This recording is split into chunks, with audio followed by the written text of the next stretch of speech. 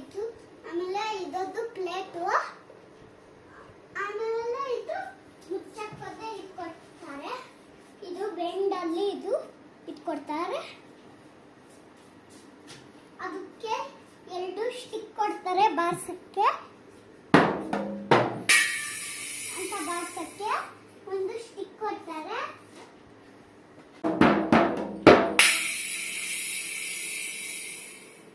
ಈಗ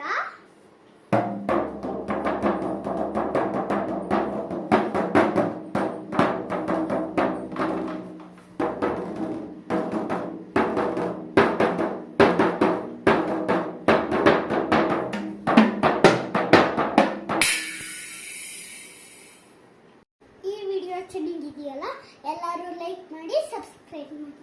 thank you guys. ನಾಳೆ ಸಿಗೋಣ.